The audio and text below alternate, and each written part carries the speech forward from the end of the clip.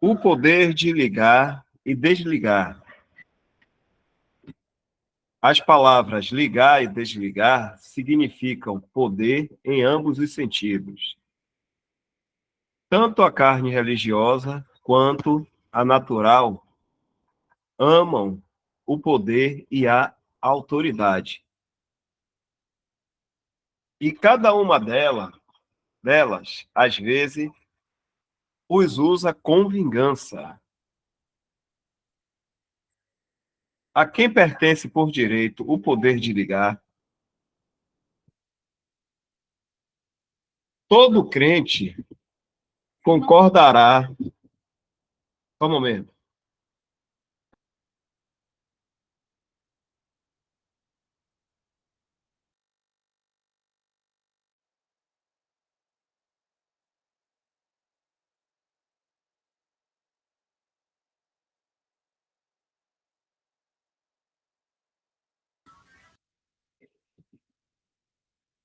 Todo crente concordará comigo ao dizer: aquele que amarrou o valente e despojou-o dos seus bens, e quem tem o poder de desligar, é quem tem o poder de desligar. Somente ele disse àquela filha de Abraão, a quem Satanás amarrou durante 18 anos: mulher, estás livre da tua enfermidade. E logo se endireitou e glorificava a Deus. Aquele que chamou Lázaro da morte e da corrupção para a vida, e disse: desligai-o e deixai-o ir. Aquele ao qual Deus ressuscitou, desatando, desligando os laços da morte, porque não era possível que fosse por ela. Somente a ele pertence, por direito, o poder de ligar e desligar. Se lhe agradou, durante a sua ausência desta terra, delegar parte dos seus poderes aos seus apóstolos e discípulos ou à igreja, quem contestaria o seu direito de fazê-lo? Mas somente ele é e continua sendo a fonte de todo poder e autoridade. Aquele que os deu pode retirá-los novamente. E assim o fez. Onde esse poder e autoridade foram abusados por dispenseiros infiéis e falsos pastores, ou pela indiferença de Laodiceia quanto ao seu próprio engrandecimento e enriquecimento e a opressão do rebanho de Cristo. Não sei se a leitura deu para vocês entenderem aí.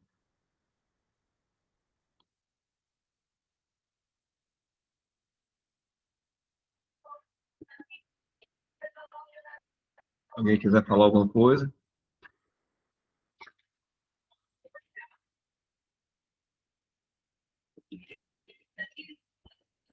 Aquele que tem, se dará, e terá em abundância. Mas aquele que não tem, até aquilo que tem, ou como diz o Evangelho de Lucas, o que parece ter lhe será tirado. Vamos considerar agora qual é o caráter e o propósito do poder de ligar e desligar. 1.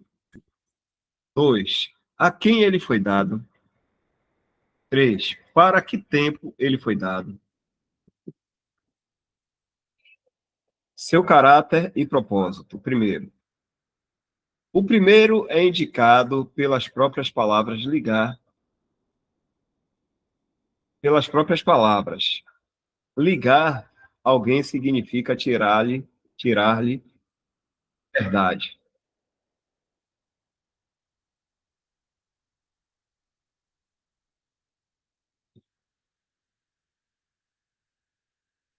Desligar alguém significa devolver-lhe a liberdade. Pelo pecado, o homem tornou-se escravo de Satanás, preso pelos grilhões do pecado. Pela fé e regeneração, ele é libertado daquela terrível escravidão e se torna na liberdade com a qual Cristo nos liberta. O servo voluntário e bem disposto de Deus e de Cristo, o homem natural é um prisioneiro espiritual e corporal, preso por Satanás. Estou achando um pouco dificultoso a leitura, vocês estão conseguindo entender aí?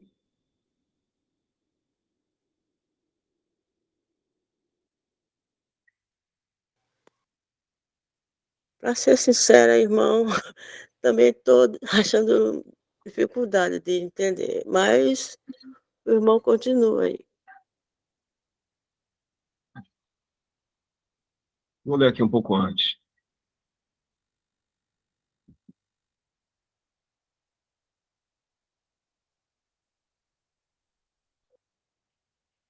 Vou começar a partir daqui de novo.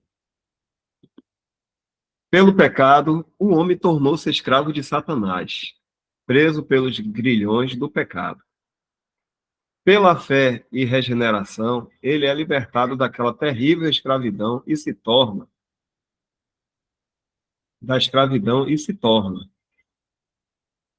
na liberdade com a qual Cristo nos liberta.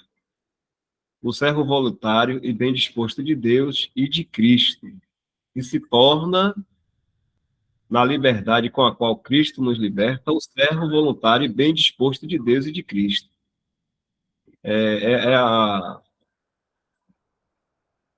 a construção das frases. Mas vamos aqui, né? Antes disso, nessa questão aqui do ligar e desligar, isso aqui é o poder que a Assembleia tem. Porque às vezes acontece da Assembleia tomar uma certa decisão e alguém contestar a decisão que a Assembleia tomou. Muitas vezes até a própria pessoa que foi colocada em disciplina ou foi colocada fora de comunhão. Só que o que está falando aqui é que quem tem o poder de ligar e desligar é o Senhor Jesus, é Ele que manda. Só que Ele delegou isso à Assembleia. Então, se Ele delegou esse comando, deu esse poder à Assembleia de ligar e desligar, então a gente tem que se sujeitar como se sujeitando também ao próprio Senhor. E aqui o irmão está falando várias outras coisas aqui ligadas a isso. Vou continuar.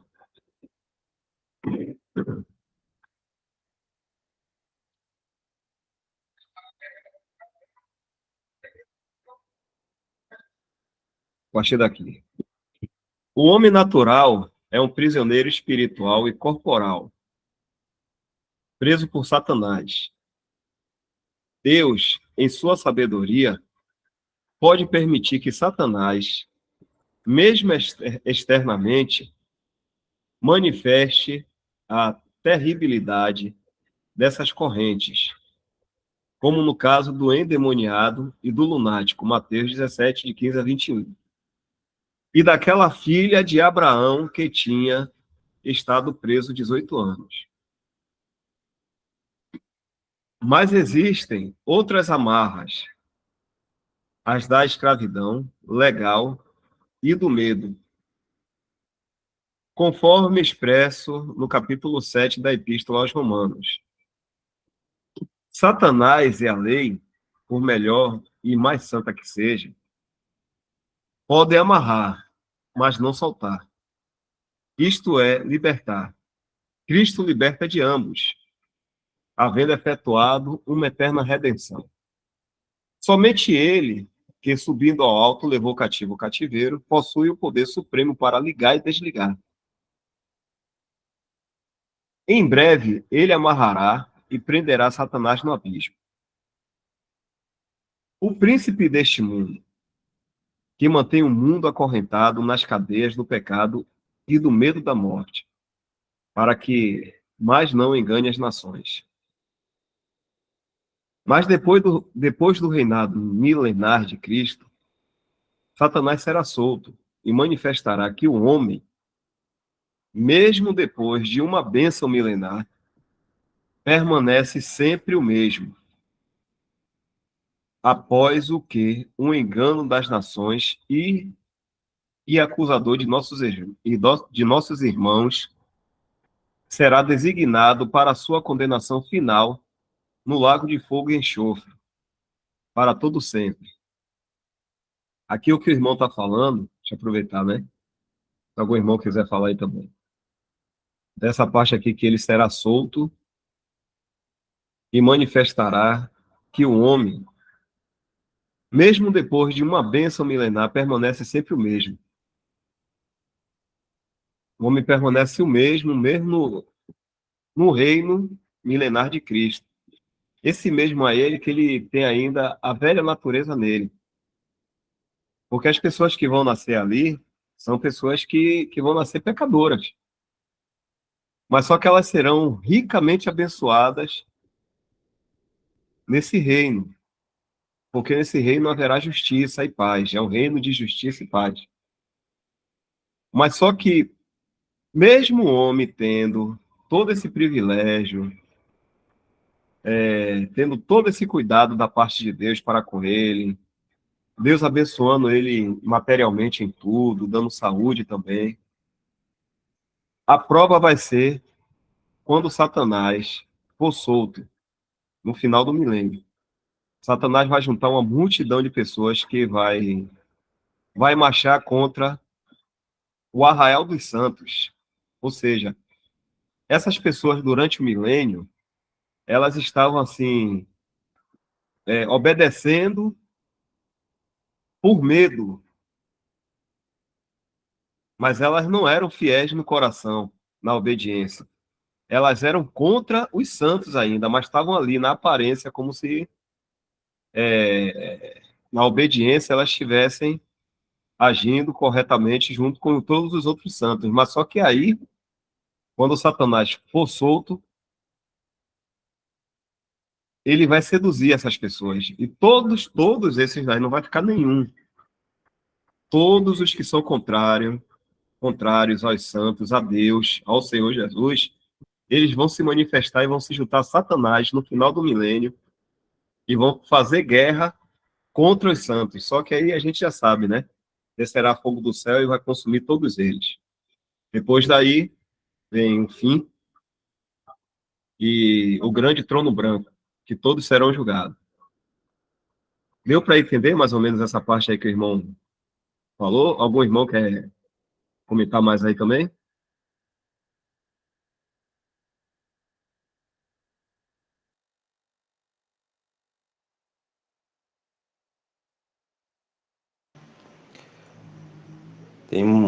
Vou falar uma coisa aqui, em cima do que Dal falou aí, que tem um pensamento, às vezes a gente pode pensar, e até acho que as pessoas, né, em geral, pensam que a maldade do homem está relacionada, às vezes, com o ambiente que ele vive, com a dificuldade que ele passa, que leva ele a ir por um ou por outro caminho, né? Às vezes de criminalidade, de, sei lá, imoralidade, associa o homem, né, a condição o caminho que ele traça para viver, com as questões sociais, né, da vida dele.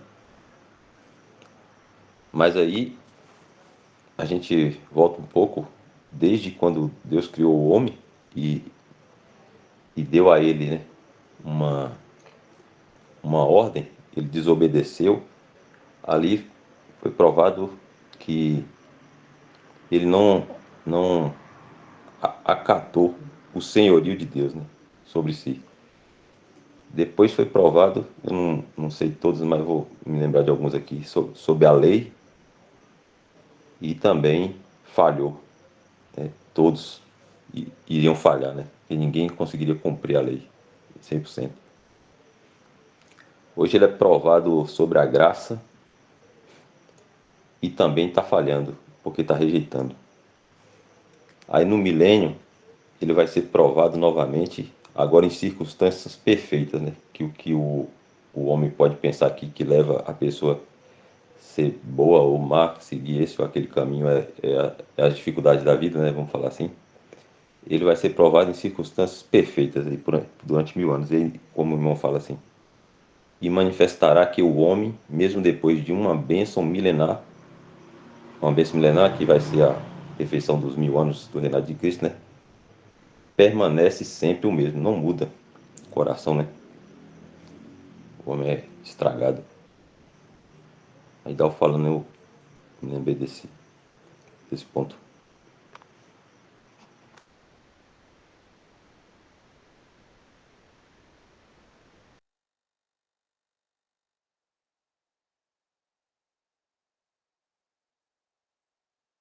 Vai falar, Leônidas.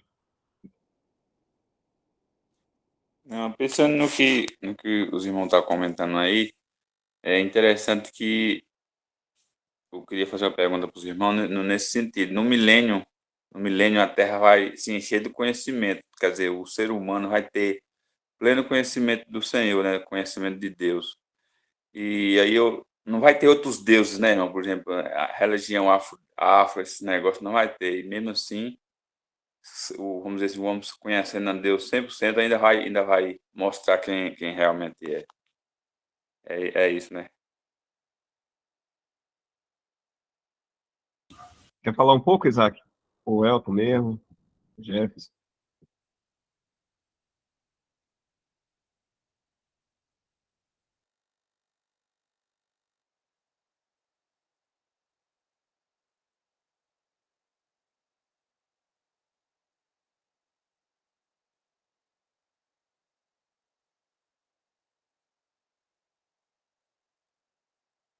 Se alguém estiver falando, ele tá com o microfone desligado aqui, viu?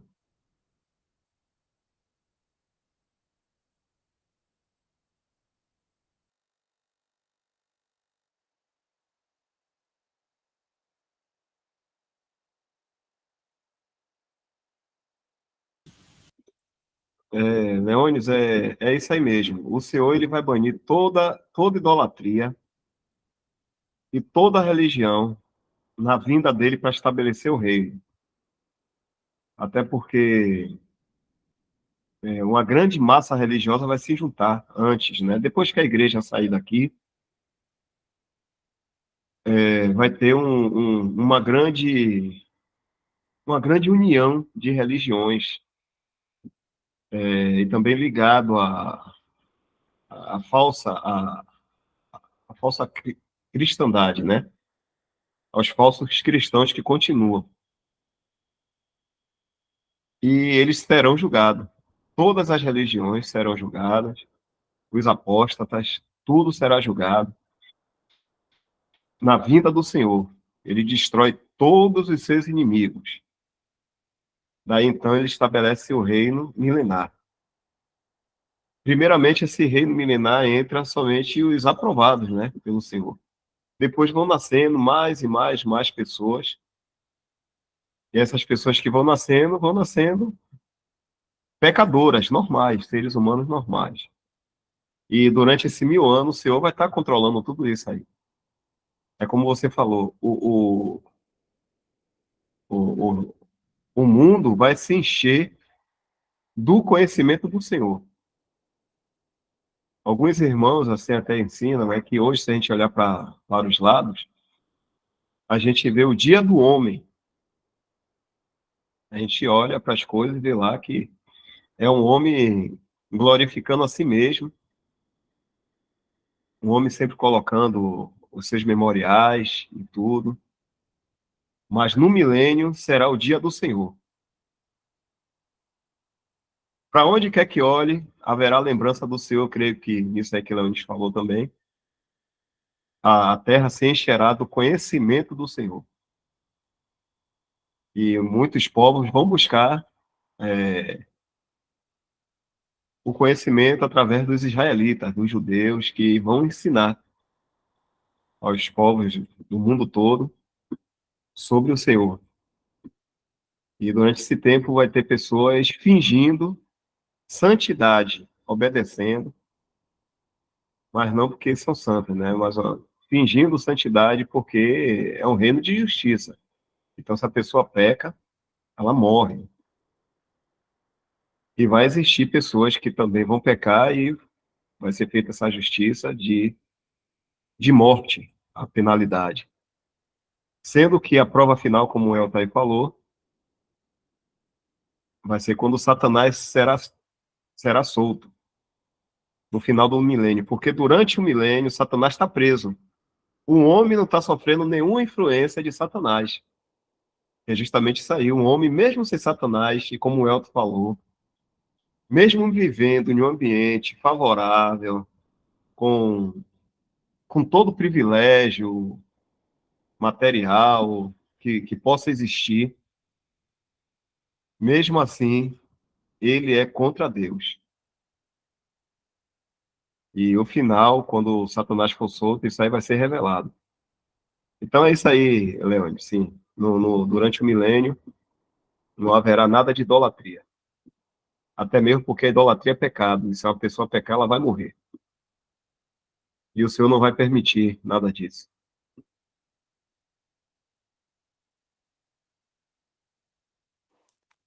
Certo. Obrigado, irmão.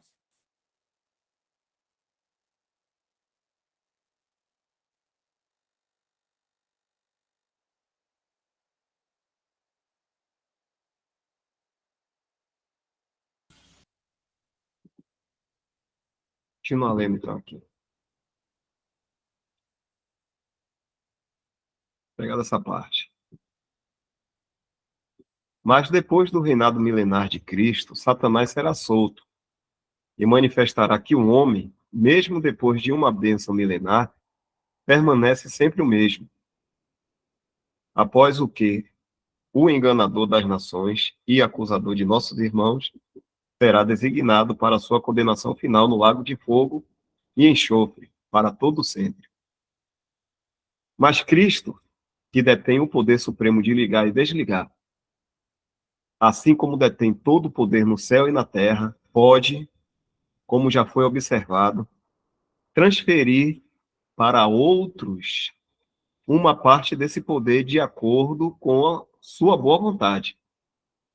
Como um rei pode transferir parte de seu poder para seus representantes de maior ou menor grau.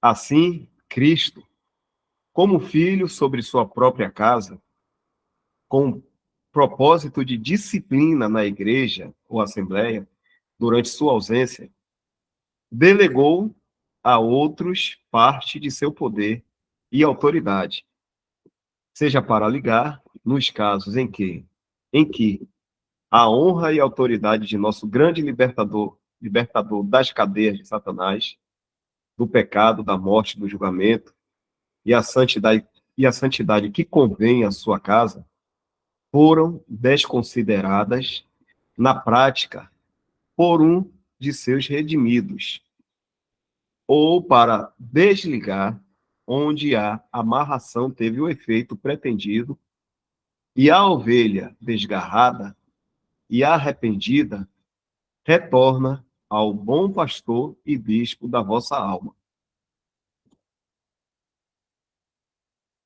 O ligar pode ser de caráter espiritual ou corporal, ou ambos, como no caso do pecador em Corinto. Eu mesmo estender-se até a morte, ou mesmo estender-se até a morte, como aconteceu com Ananias e Safira. em 2 Coríntios 2, capítulo 5, versículo 11. Temos o desligar, como em 1 Coríntios 5 temos o ligar.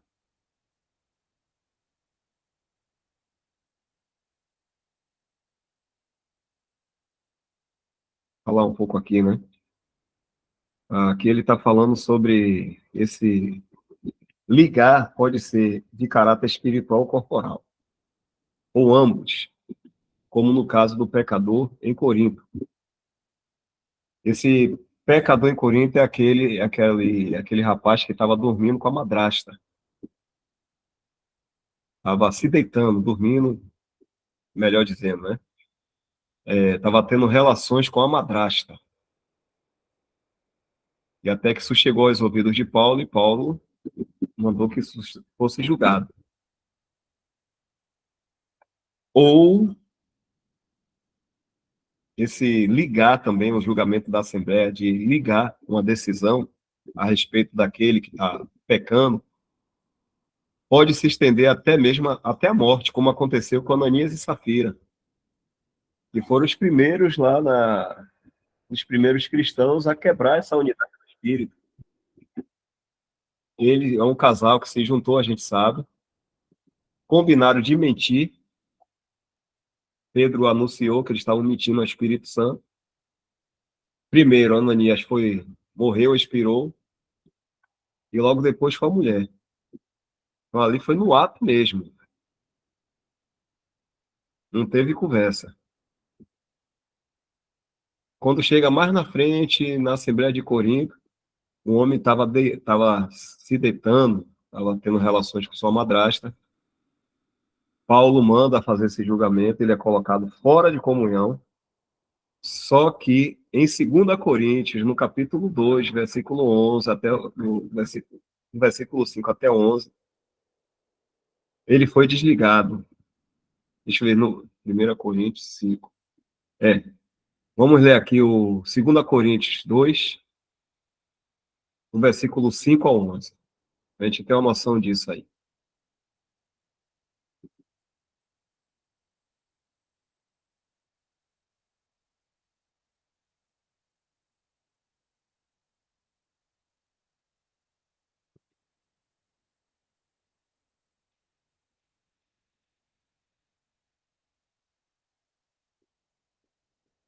Porque se alguém me contristou, não me contristou a mim, senão em parte, para vos não sobrecarregar vós todos.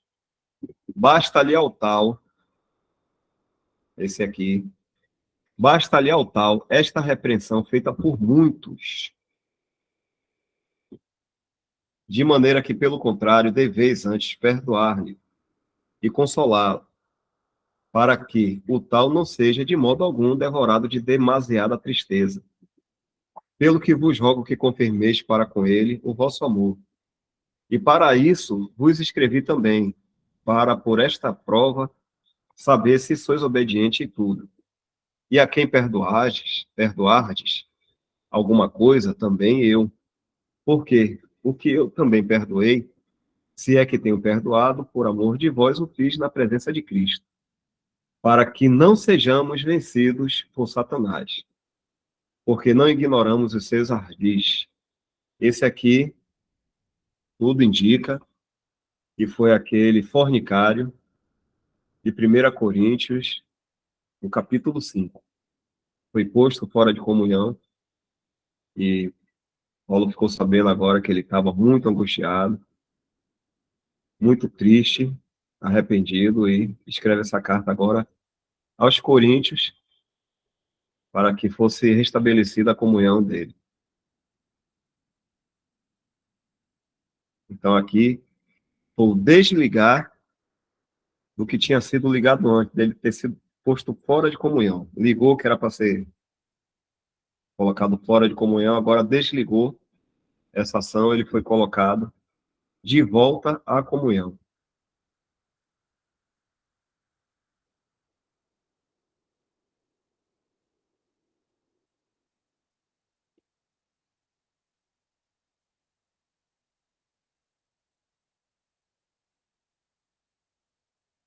Alguma dúvida nisso? Alguém? Alguma irmã aí com dúvida? Quer uma melhor explicação? Algum outro irmão também? Irmãos e irmãs, né?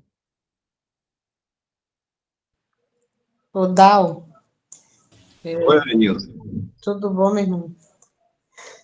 Em relação a Ananias e Safira, eles foram mortos, que o Senhor permitiu, né? Mas eles perderam a salvação?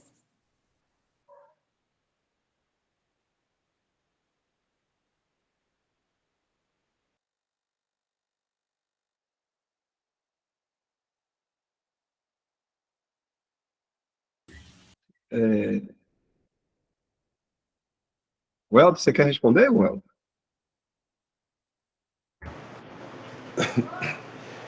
Ô, Dal, vou ter que abrir o portão ali para ela, né? Rapidinho eu volto. Pode responder.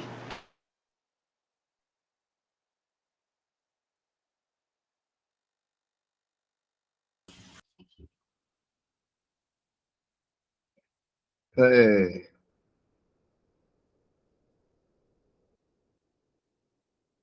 assim, na palavra de Deus não existe ninguém perder salvação. Não existe nenhuma menção disso na palavra de Deus, né? Nenhum santo. Uma pessoa que é santa, ela vai cometer pecado, ela pode ser morta, porque existe pecado para a morte. Está se falando da questão física, né? Do corpo, como a gente viu aqui. Pode ser um fato físico também. Deixa eu sublinhar aqui para a gente ver, né? Pode ser algo espiritual ou até mesmo chega a ser corporal, ou ambas as coisas, né? Que pode acontecer, mas nunca ligado a nenhuma ideia de que alguém possa perder a salvação, porque é impossível que uma pessoa que uma vez foi salva, era um santo, é um santo, ela deixe de ser santo para voltar a ser ímpia. Ananias e Safira são cristãos do começo da igreja. E no começo da igreja é bem claro assim que o Senhor acrescentava aqueles que iam sendo salvos, né? Então, no início da igreja, só tinha trigo mesmo. Mas mesmo essas pessoas sendo santas, ainda estavam passivas de erros, se por acaso se descuidasse, né, e desse lugar à carne, o ouvido ao inimigo. Mas nunca existiu, no caso aqui sempre foi falado isso com a gente, né, entre nós, existia uma ideia de que possa existir perda da salvação. Isso é uma coisa que a gente deve tirar da mente da gente, em qualquer hipótese. Ou a pessoa ela está salva, ou ela não está. Não existe uma pessoa um dia ter sido salva e depois dessalvou. Vou usar um palavreado assim, perder a salvação. Então, alguém que esteja professando e depois deixa o caminho da fé, pode ser que ela nunca um dia foi salva, pode ser uma apóstata. Essa pessoa ela nunca foi salva. Mas uma pessoa que creu no Senhor Jesus e está salva, é impossível que a gente, ou é impossível que essa pessoa faça alguma coisa a ponto de tirar a salvação dela, porque não existe. É o tipo de assunto até que nem na palavra de Deus não existe. O que existe é alguém que está professando, mas nunca creu, e volta atrás, abandona esse caminho, né, de fé, de instrução, ou existe aqueles que são verdadeiros mesmo e tropeçam, mas são verdadeiros. E vai até o fim, porque, mais uma vez, voltando a falar, né? Irmãos, a gente precisa tirar isso da cabeça, né? Tirar isso da mente a todo custo. O nosso linguajar, porque isso é uma doutrina perversa e desonra a pessoa do Senhor. Não existe perda de salvação. Ou a pessoa é salva, ou ela nunca foi salva. Se Ananias e Safira eram santos verdadeiros, tudo comprova que eles eram santos, então eles morreram, porque foram julgados, aquele mal que eles intentaram, que foi uma mentira, eles perderam a vida, mas a alma deles estava salva. Se mais algum irmão gostaria de complementar.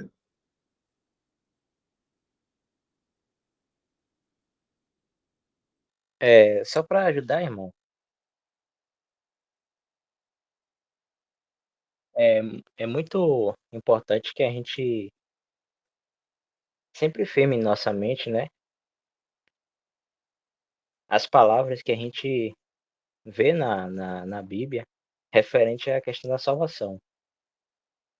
Por exemplo, lá em Efésios 2, a gente vê, vamos poder colocar, em Efésios 2, versículo 8, se eu não me engano.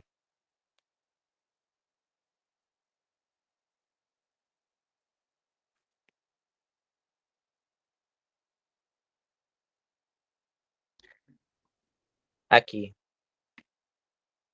Porque pela graça sois salvos, por meio da fé. E isto não vem de vós, é dom de Deus.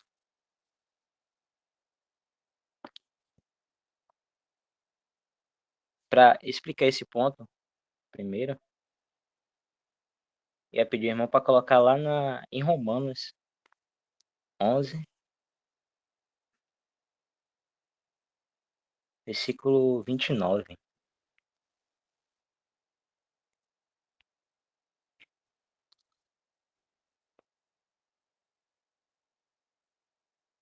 Lá em Efésios a gente viu que a salvação é pela fé, ou seja, a fé em Cristo, quando a gente crê que o Senhor pagou pelos nossos pecados ali naquela cruz, por fé,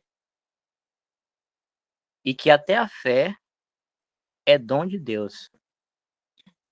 A fé não vem de nós. Nós recebemos esse dom, né, da fé, quando Deus nos vivifica, no novo nascimento. E aqui em Romanos 11, 29, a gente vê aqui, porque os dons e a vocação de Deus são sem arrependimento. Então, se a pessoa receber esse dom, né, e creu no Senhor, que é algo é, é, é algo que é uma consequência assim de acontecer. A pessoa é vivificada, tem um novo nascimento, ela recebe esse dom, né, que é a fé, e ela vai crer no Senhor. Em algum momento, pode ser ao mesmo tempo, pode demorar, mas ela vai crer no Senhor. Porque o Senhor, ele iniciou a obra e ele termina. E aqui em Romanos a gente vê que os dons e a vocação de Deus são sem arrependimentos. Então, tipo, a pessoa que foi salva, que creu no Senhor, Deus não vai ter um tipo de arrependimento, porque ela pecou, porque fez algo de errado, né? Vai tirar a salvação.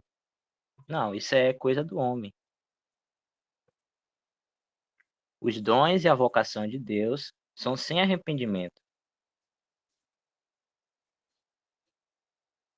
E um outro princípio também a gente vê lá em Efésios completando, quando fala que depois que fala que a salvação é pela fé e que a fé não vem de nós, mas isso vem de Deus, é um dom de Deus. E aí completa dizendo que não vem das obras, para que ninguém se glorie. Se vamos supor que Ananias e Safira, né, sendo cristãos verdadeiros, como a gente vê assim, expresso na palavra, né? Como um cristão verdadeiro. E eles, por uma mentira, pelo pecado que eles cometeram, né, que eles pecaram contra o Espírito Santo, né? Mentiram. Se fosse deles perderem a salvação por conta disso, já não seria mais salvação por fé, seria por obras, porque ia depender eh, se eles pecassem ou não, né? Se obedecessem ou não. Isso são obras. E aqui na palavra a gente vê que a salvação não é por obras, é completamente, inteiramente pela fé, e que é algo que vem de Deus, né, também. Ou seja, todo o processo, tudo que envolve a questão de salvação, não vem nada de nós.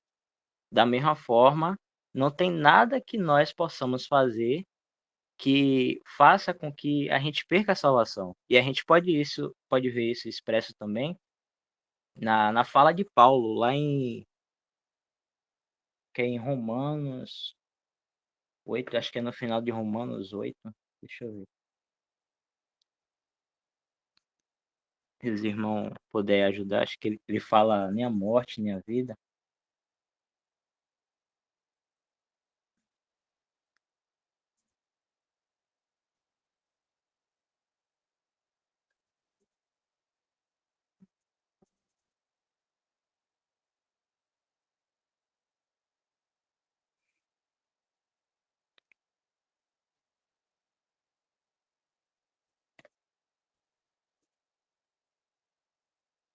É aquela passagem que nada nos separará do amor de Deus.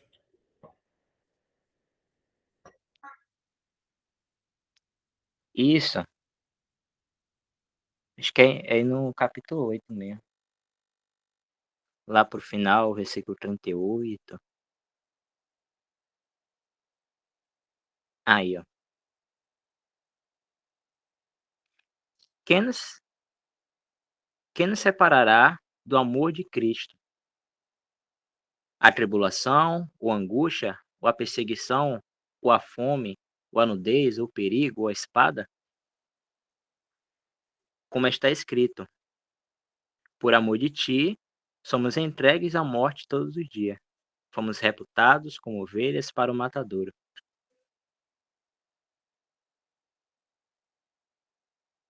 Se o irmão puder subir mais um pouco.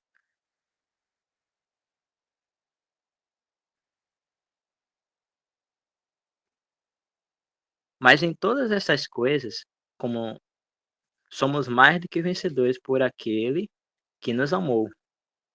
Porque estou certo. Aqui o versículo que Paulo declara. Porque estou certo. É algo que também podemos falar, irmãos, com toda certeza. De que nem a morte, nem a vida, nem os anjos, nem os principados, nem a potestade, nem o presente, nem o porvir, nem a altura, nem a profundidade, nem alguma outra criatura nos poderá separar do amor de Deus que está em Cristo Jesus, nosso Senhor. Ou seja, nada nada pode nos separar mais de Cristo. Nós somos salvos e pertencemos a Ele, pertencemos a Deus. E nada pode nos separar mais.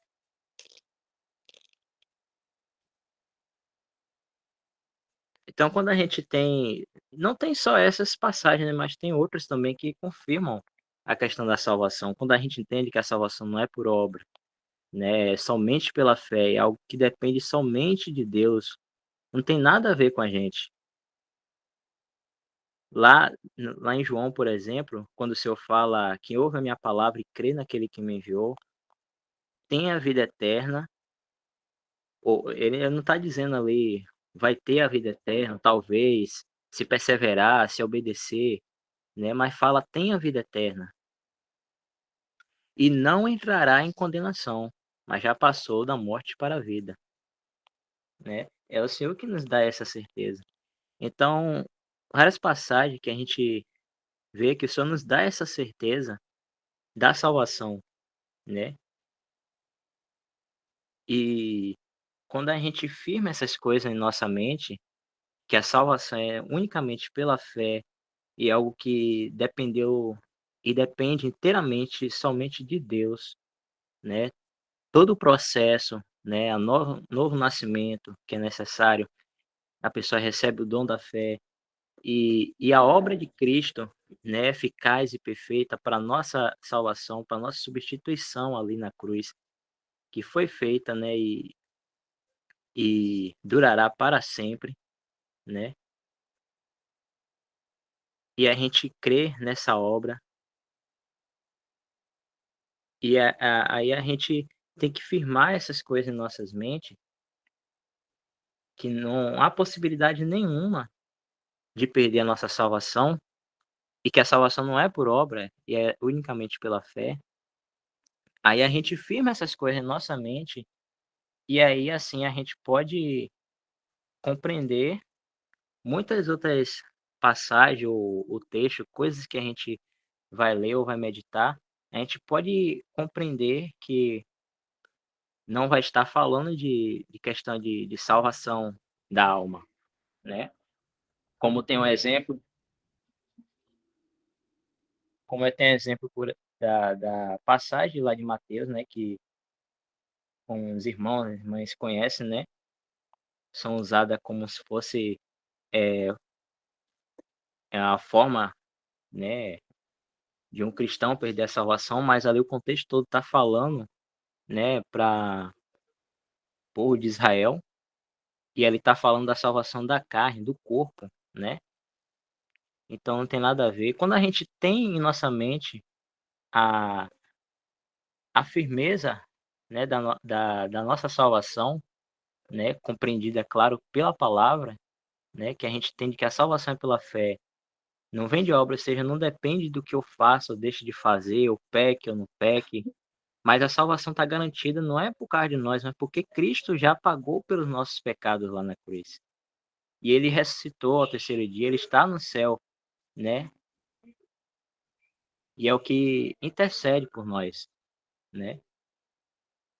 Então, nós não seremos mais julgados porque Deus já julgou, já nos julgou em Cristo, né? Julgou a Cristo em nosso lugar. Então não há mais condenação para nós. Então a gente precisa ter essa firmeza em nossa mente para a gente daí a gente vai conseguir compreender muitas outras situações e coisas que a gente pode encontrar até na palavra de Deus ou em alguns textos que pode até passar a impressão que a pessoa pode perder a salvação, mas na verdade está falando de outra coisa, né? A gente vai entender, né? E em relação a essa questão de Ananias e Safira, a gente vê o exemplo também lá em Corinto, por exemplo. Lá em Coríntios que o homem, né, que dormia com a madrasta, a Paulo julgar, né, inspirado pelo Espírito Santo, ele ele fala ali claramente, né, que vamos ver na passagem que é melhor, né.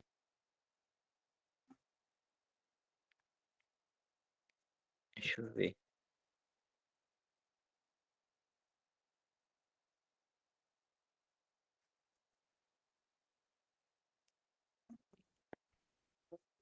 Aqui, é. E aí Paulo, né, com essa autoridade como apóstolo que ele tinha, né, e inspirado pelo Espírito Santo, ele julgou, né, teve esse julgamento a esse homem, e ele diz: "Em nome de nosso Senhor Jesus Cristo, junto vós e o meu espírito, pelo poder de nosso Senhor Jesus Cristo", né, o julgamento que ele estava fazendo junto à assembleia, né, e com essa autoridade que o Senhor deu, aí ele diz: "Seja entregue a Satanás para a destruição da carne, para que o espírito seja salvo no dia do Senhor Jesus". Foi isso que aconteceu com Ananias e Safira.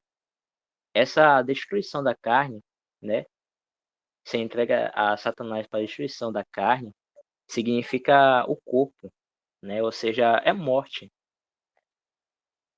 Ser entregue à morte, né, como aconteceu com Ananias e Safira. Eles pecaram contra o Espírito Santo e foram julgados, né, pelo Senhor, né, através de, eu não lembro, irmão, acho que foi Pedro, ou eu não lembro, mas ele foi julgado, né, através de um dos apóstolos, a, a morte. Mas os espíritos deles foram salvos, eles foram salvos. E é o que Paulo determinou aqui, né? Para que esse homem que estava dormindo com a madrasta fosse entregue a Satanás, né? Ou seja, para a destruição do corpo, para a morte, né? Porque foi um pecado para a morte. Mas só que o espírito dele ia ser salvo, né? No dia do Senhor. Então essa pessoa aí não ia perder a salvação, mas ia perder a sua vida aqui na Terra. Ia ser morto, ia perder essa chance, privilégio que nós temos aqui em vida na Terra para servir ao Senhor, para honrar o Senhor, né? Em louvor, em gratidão pelo que Ele fez a nós, né? E ele ia perder essa oportunidade de fazer isso aqui na Terra para ser entregue à morte, para ser morto por causa de pecado. Isso é até uma vergonha, né? Para nós. Seria uma vergonha para nós. Mas ele não ia perder a salvação, ia ser salvo. Então é só isso aí mesmo que eu queria, só para poder tentar ajudar na entendimento, que é bom a gente ter firme em nossa mente a questão o que a palavra diz em relação à salvação, né? A salvação é pela fé, e a fé não vem de nós, é dom de Deus. E não vem das nossas obras. Independe do que a gente faz ou deixa de fazer, que a gente peque ou não peque, né? Mas depende totalmente de Deus a salvação. E é Deus que garante, é Cristo que garante a nossa salvação. Ele já fez tudo, não dependeu de nós para sermos salvos. Coitado de nós, se dependesse da gente, aí. Mas, graças ao Senhor, não dependeu de nós nada referente à salvação, mas tudo vem de Deus. É vocação, é dom e vocação de Deus. E são sem arrependimentos. Então a gente tem que manter isso firme em nossa mente para a gente passar a entender outras coisas que a gente pode ver na Bíblia, né? Para a gente entender melhor outros assuntos. Tem que manter isso firmemente.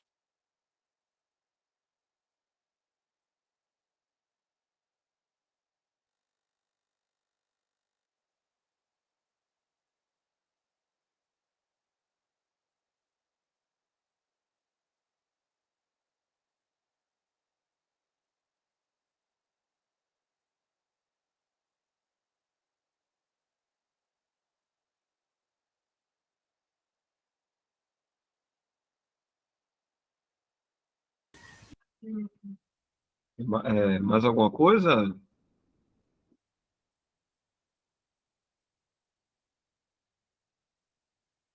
Oi, irmão, é isso mesmo. É porque, assim, eu tenho me deparado com pessoas, irmãos, e que não crê nessa salvação por Cristo Jesus, por graça, não crê. E aí, eu ainda citei essa passagem aí que o irmão falou de Romanos, nem coisa do presente, nem por vir. E a pessoa, não creio, não, que tá salvo, tá no mundo, tá aí, tá pecando, tá fora acha que tá afastado. Eu tenho esse entendimento hoje, glória a Deus, porque o Senhor que está me dando esse entendimento. E realmente eu tenho me debatido com irmãos recentemente sobre essa questão. Não que eu tenha dúvida da salvação, que eu sei desse entendimento que a gente peca constantemente com nossos olhos, com nossos modo de falar, nossos gestos. Então, e aí? Então a gente está salvo, a pessoa acha que a gente não está salvo porque a gente peca, mas confessa, né? Então é isso mesmo. Eu não tenho dúvida, só é porque eu falei essa passagem aí, mesmo assim algumas pessoas não acreditam que está salvo, acha que não tem salvação.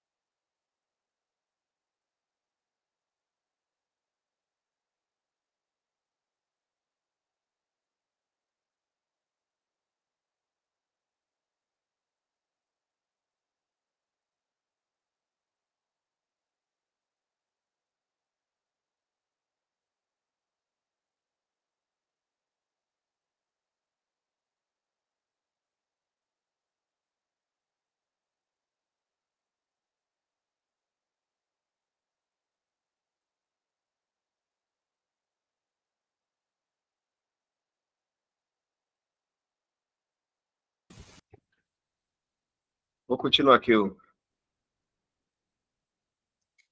a leitura. O pecado liga, isto é, priva da liberdade. Quem pecou contra Deus não se sente livre diante dele. Encontramos isso já em Adão e Eva como efeito do primeiro pecado. Eles se esforçaram para se esconder de Deus. Se alguém pecou contra o próximo, já não se sente livre na sua presença, mas contido e oprimido. O arrependimento e a confissão removem a pressão e restauram a liberdade e a tranquilidade. Assim é entre Deus e nós, e em nossa comunhão uns com os outros. Mas se aquele que peca não confessa, nem se julga por isso, falo, é claro, dos crentes.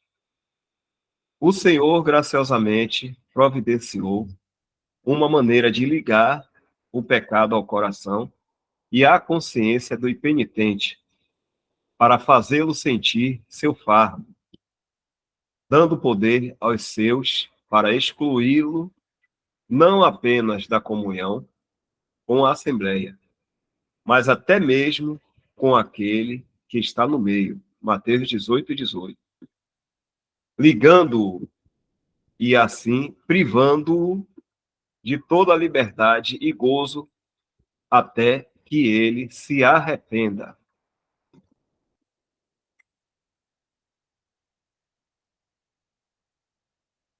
Acho que dá para ler mais esse ponto aqui. A quem o Senhor conferiu o poder de ligar e desligar? O Evangelho de Mateus é a única parte do Novo Testamento que fala desse poder. No capítulo 16, Jesus tinha anunciado aquela geração má e adúltera, que desejava um sinal do céu. O sinal do profeta Jonas tão fatal para Israel, ou seja, a morte e ressurreição do seu Messias rejeitado e crucificado. Então ele, deixando-os, retirou-se. Tudo acabou para Israel. Era noite. Mas no mesmo capítulo, o Senhor mostra aos seus discípulos o amanhecer da igreja, dizendo: sobre esta pedra edificarei a minha igreja, e as portas do inferno, ou Hades, não prevalecerão contra ela. Mas quanto ao próprio Pedro, o Senhor acrescenta a promessa pessoal especial: eu te darei as chaves do reino dos céus, e tudo o que ligares na terra será ligado nos céus, e tudo o que desligares na terra será desligado nos céus.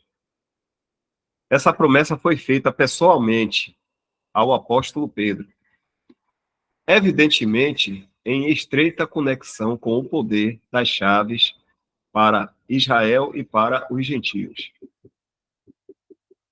Isto é, mediante a confissão de Pedro de que Cristo é o Filho do Deus vivo. Há algo semelhante no Velho Testamento no caso do rei Nabucodonosor, que é a voz de um vigilante, um santo. Foi preso por 7 anos e solto novamente quando se arrependeu e se humilhou diante de Deus.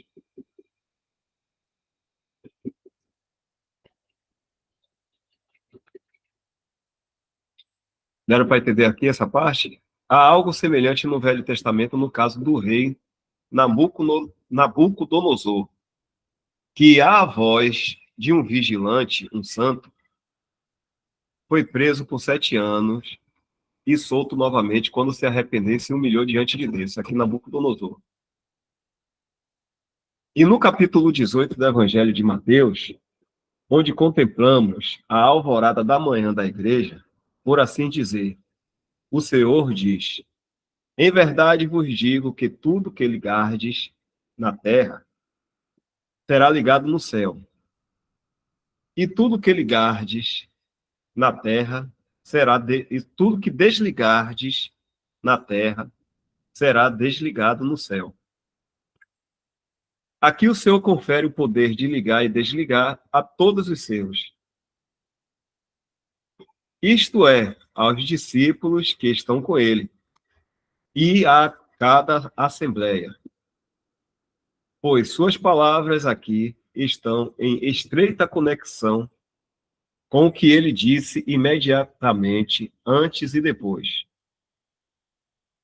Capítulo 18 do Evangelho de Mateus.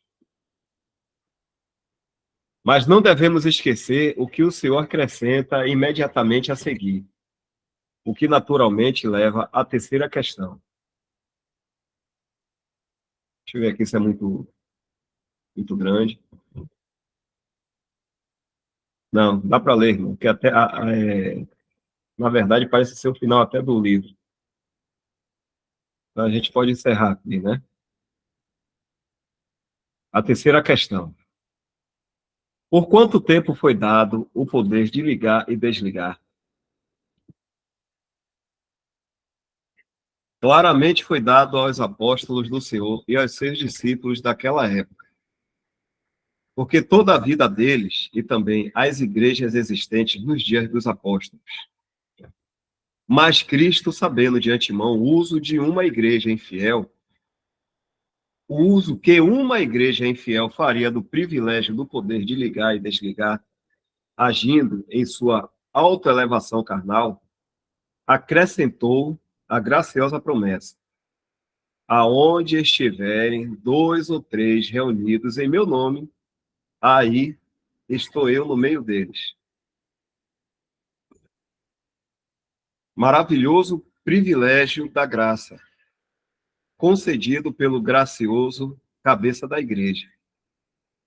Prevendo estes dias do mais profundo declínio, mesmo para 2 ou 3, o menor número para construir uma assembleia, que olham a ele desde as ruínas, como se eles próprios fizessem parte delas, no sentido da sua própria fraqueza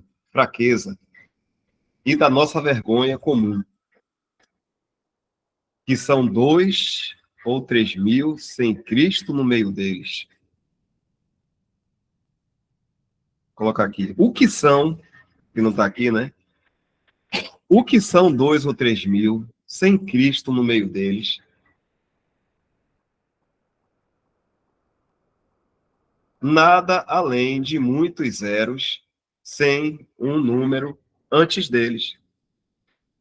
Coloque o número 1 antes deles, e isso fará com que 2 zeros se tornem 100 e 3 deles se tornem 1000. Mas, leitor cristão, será que você pensa que o Senhor colocará seu selo nas decisões de grupos pequenos ou grandes e concederá a eles o poder de ligar e desligar decisões, essas fundadas em estatutos e ordenanças humanas, ou mesmo aqueles grupos que estiveram originalmente fundados em bases bíblicas, mas abandonaram o caminho da verdade e seguiram a vontade do homem, em vez da palavra de Deus? Nunca. Isso significaria colocar seu selo naquilo que é contrário à sua própria palavra. Ou será que ele poderia reconhecer as ações da igreja por parte de um grupo que esteve... Deixa eu dar uma lida aqui primeiro. Por parte de um grupo que esteve reunido de acordo com os princípios bíblicos. Deve ser por parte de um grupo que estiveram reunidos de acordo com os princípios bíblicos, mas que afundou no tal grau de degradação moral e espiritual que se tornou destruído do discernimento espiritual. Impossível. Isso seria nada menos do que fazer de Cristo o servo do pecado. Foi Paulo, e não a igreja de Corinto, quem entregou o iníquo a Satanás para a destruição da carne, para que o espírito seja salvo no dia do Senhor Jesus. Os coríntios, assim como cada Assembleia de Deus, eram responsáveis por tirar dentre eles aquele iníquo, mas não podiam entregá-lo a Satanás. Somente o apóstolo, como tal, poderia fazer isso. Mas nos coríntios, a tristeza, segundo Deus, operou arrependimento do qual ninguém se arrepende, 2 Coríntios 7:10. Ou eles não teriam sido capazes de desligar a disciplina no poder do Espírito Santo e com o selo da autoridade de Cristo. Anota aqui, né? Uma assembleia não tem poder para entregar ninguém a Satanás. Esta expressão tem sido usada como um bicho-papão por líderes ambiciosos que ignoram a sua importância. Que uma pessoa excluída por uma assembleia de uma maneira piedosa, isto é, bíblica, é por aquele ato de disciplina colocada fora, isto é, no mundo, do qual Satanás é o príncipe, e onde seu poder está em ação. É solenemente verdade, mas uma coisa bem diferente. Excluir ou receber pessoas segundo a boa vontade de líderes humanos ou de um partido é bastante fácil, mas tais ligar e desligar não são reconhecidos no céu. A.J. von Rosek. Aqui a gente encerra, irmãos, a leitura, né? Acho que é parte 1, se não me engano, desse livro. Disciplina na Igreja. Correto, Jefferson? Isaac, já estava já acompanhando. Não tem... É só É um livro individual, irmão, não tem parte 1, parte 2. Que eu olhei na pesquisa. A não ser que seja esse aí embaixo. Olha aí, tá, por favor.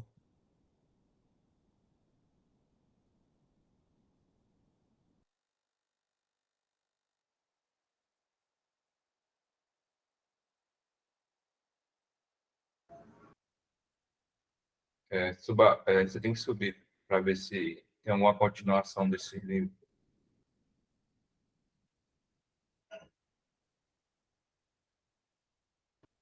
Como eu falei, quando eu pesquisei, só tinha esse livro mesmo, A Disciplina Cristã.